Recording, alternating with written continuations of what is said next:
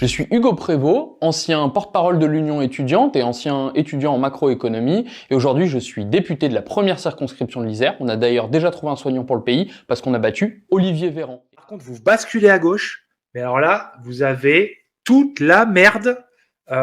Pédophiles, violeurs, agresseurs sexuels, toutes les grosses raclures, les pires merdes de la République française sont à gauche. Et tout parti de gauche confondu. Cherchez même pas.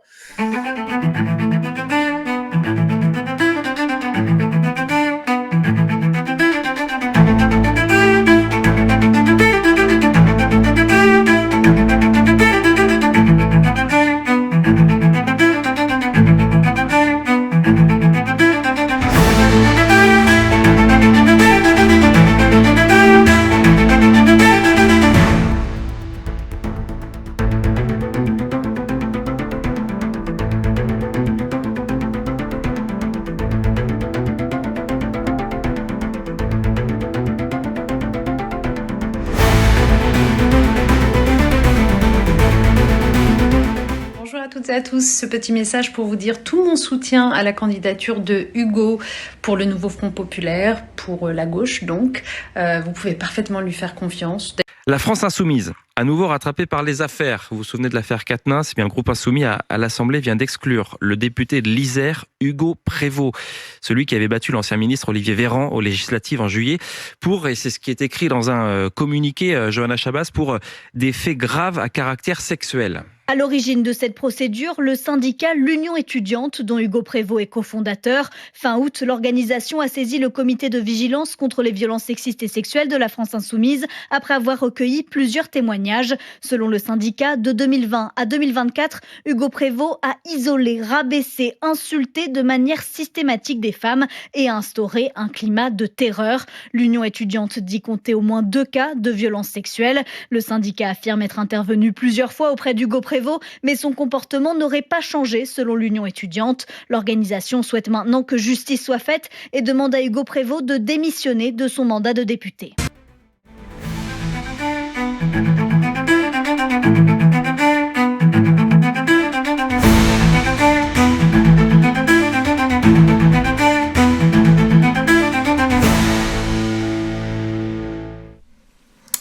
Et oui, leur visage commence à être découvert. Et nous voyons à travers ces raclures d'extrême gauche la nature profonde de ces gens qui nous bassinent avec le patriarcat, avec le féminisme anti-catholique et qui se jettent dans les bras de l'islam. Je comprends pourquoi ils se jettent dans les bras de l'islam, pourquoi ils collaborent avec les islamistes. Parce qu'ils n'ont pas de considération pour la femme, c'est évident. Ils sont tous plus ou moins poursuivis pour violence, maltraitance. Ça s'enchaîne, on ne compte plus les mecs qui sont pris la main dans le sac. Et ces gens-là font la morale, ces gens-là refusent de serrer la main à des jeunes députés du Rassemblement national au nom d'une certaine résistance face au fascisme, face aux heures sombres.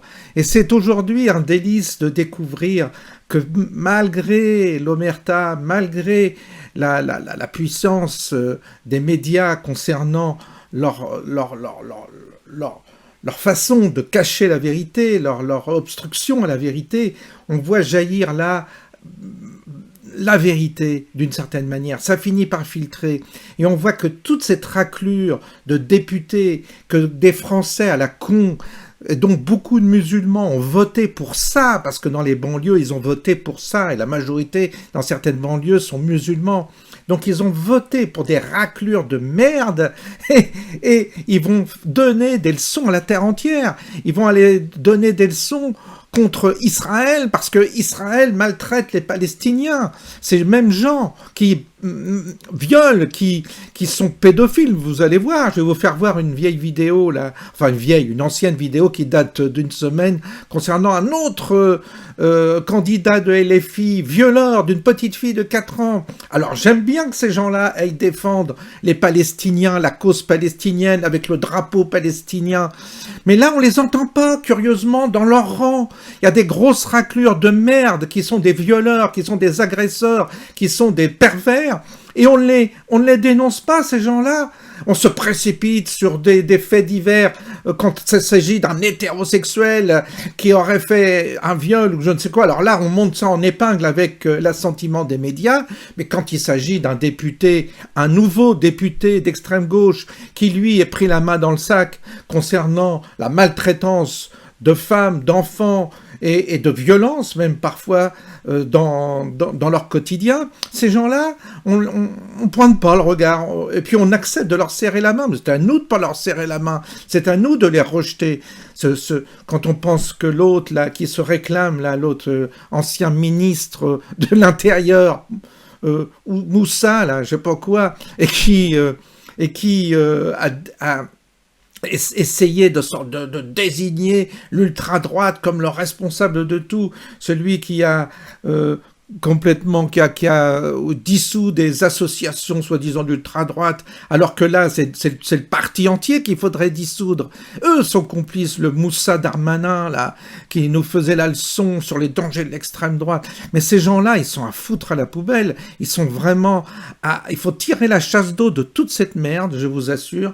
Il n'y a pas d'autre solution. Sinon, il faut plus les voir, ces gens-là. Il faut s'arranger un jour pour tirer la chasse d'eau et que ces raclures-là et leurs complices disparaissent. Parce que vraiment, aujourd'hui, on a la preuve, et vous voyez, malgré des médias qui sont pro à gauche, qui sont tous à gauche. Donc, vous voyez, si c'était encore des médias de droite, on vous dirait, là, c'est une propagande. Mais là, au contraire, ils ralentissent les faits. Ils essayent de les cacher, ils essayent de pas les montrer. Puisque si vous dévoilez la réalité sur ce parti, c'est composé que de merde. Que de merde. Il faut se le dire une fois pour toutes.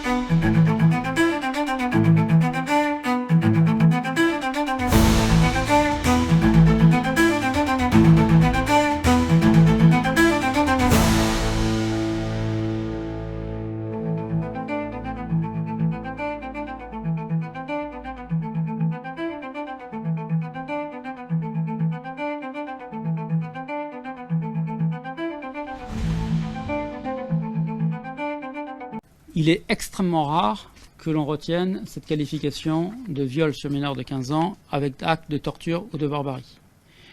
Je ne souhaite pas rentrer dans les détails, mais ce que je peux vous indiquer, c'est que nous avons, pour que les actes de torture ou de barbarie soient qualifiés, il faut pouvoir démontrer, d'une part, l'exceptionnelle violence exercée, ayant provoqué chez la victime une douleur et une souffrance aiguë, ainsi que la manifeste volonté de nier dans la victime la dignité de la personne humaine, ce que nous avons considéré comme étant en l'état actuel, je dis bien en l'état actuel, suffisamment caractérisé pour justifier cette mise en examen, au regard donc de l'extrême fragilité de l'enfant. Je vous rappelle qu'il s'agit d'un enfant de 4 ans présentant un lourd handicap. Également au regard de la teneur des propos tenus pendant les actes et au regard également de l'enregistrement et la diffusion des images de cet tout jeune enfant.